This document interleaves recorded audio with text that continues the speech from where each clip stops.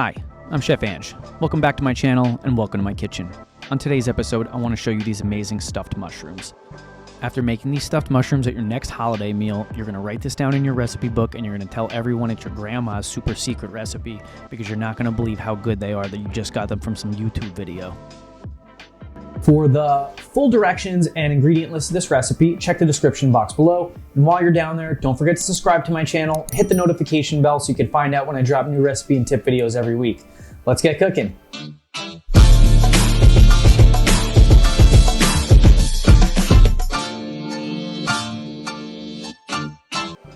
You can use any mushroom you'd like for this recipe, but the mushroom I'm going to use here is going to be a baby portobello mushroom.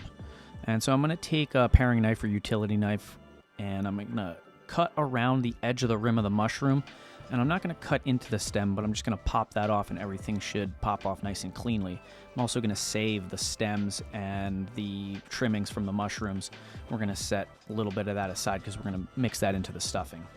So now let's cut up the rest of the vegetables that are going to go inside of our stuffing. And these are going to go inside of a food processor. So we're going to cut them pretty roughly, but we're not going to have to cut them down too fine. The food processor is going to do that work. But when you put stuff in the food processor, you want to make sure that you're cutting everything pretty evenly, so as it processes pretty evenly. If you cut some vegetables small and some vegetables big, they're not going to process all the same. So the vegetables that are going to go inside our stuffing are our standard aromatics plus a few other things. So we're going to throw some carrots, some celery, red bell pepper, some scallions, some garlic, and a shallot. And if you don't have a shallot, you can always use onions, but I really like the nice flavor that a shallot produces. And again, just cutting it pretty chunky and setting it aside. We're also going to peel off the leaves off some fresh herbs, and we're going to chop those pretty finely because those are going to cook separate of our vegetable mix. So we'll chop those with a knife, and we'll just try to get them as fine as we can. And while we're prepping all our stuff too, we're also going to chop up some parsley by hand. So we're going to pull the leaves off of that, and we're going to give that a nice rocker chop until it's nice and fine as well. So now we're going to take all our vegetables and we're going to put them in the food processor. You can see that I don't have a blade in the food processor, but as I'm putting the stuff in there, I don't know that yet. So I'm adding my vegetables in one by one to try to make this really cool YouTube video.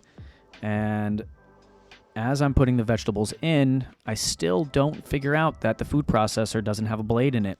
Even I'm sticking my hand in there, I still don't know it's in there, and I finally catch it. So now I just dump everything out, put the blade in, and dump everything back in. So now we're going to process that down till it gets to a pretty fine consistency. And I want to stop before it turns into a paste, but I want to get it pretty fine. Now I'm going to heat up a pan over some medium-high heat, and I'm going to brown some sausage that I've already pre-broken up by hand.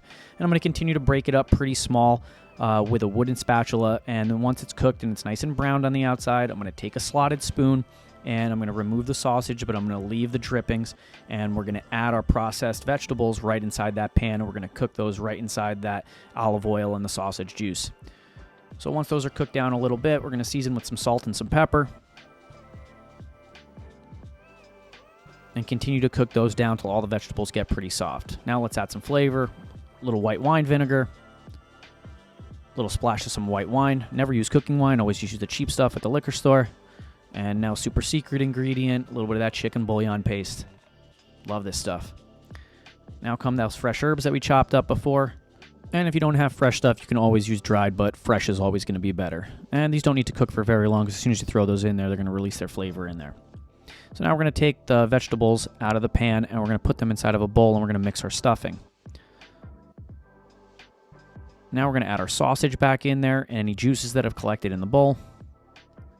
We're going to throw in some shredded jack cheese, seasoned breadcrumbs, and these are panko.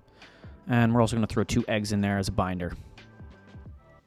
Now we're going to give that a good mix and try not to over mix. We're just going to try to mix it enough so it's nice and even, and then here comes that fresh parsley in there for that nice green pop of color. So now we're going to take our mushrooms one by one, and we're going to stuff them by hand. And I like to stuff my mushrooms pretty hearty. I don't want some skimpy stuffed mushrooms. I want these to be nice, hearty, meaty, big bite every time. So then we're going to spray them down with a little bit of olive oil and a little sprinkle of some paprika for some color on top. We're going to throw these in a 385-degree oven for about 20 to 30 minutes, or until the tops are nice and brown. If you have a convection setting, I would definitely throw that on there. So after about 20, 30, 35 minutes, again, looking at the brownness for the doneness, you're going to pull those out and look how amazing these look. Let them cool down for a little bit before you handle them, and then we're going to transfer them over to a serving platter.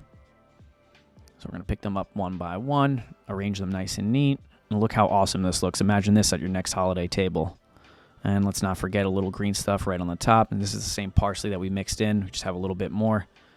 And we're just going to sprinkle that right on top, and look how awesome these look. Or maybe you don't want to serve them big style like this, but you want to do small plates, so take two, throw them on there, a little sprinkle of parsley, and look how amazing these look. So let's cut into one of these and see how we did. So these are a little bit bigger than a small stuffed mushroom, so probably have to go in there with a fork and knife.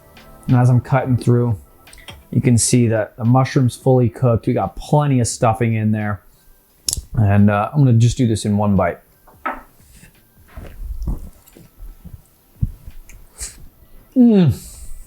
Wow.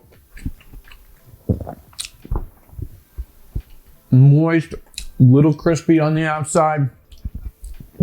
The mushroom is perfectly tender. This is an amazing stuffed mushroom. Holiday meal, date night, I don't care. People are gonna love these.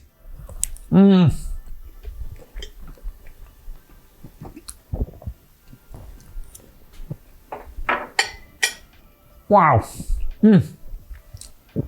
So good. Well, I'm Chef Ange. These are my stuffed mushrooms. I hope they make your holiday table. Let me know in the comments section how you and all your guests like them. And if you haven't already, subscribe to my channel. I'll see you on the next one. Thanks.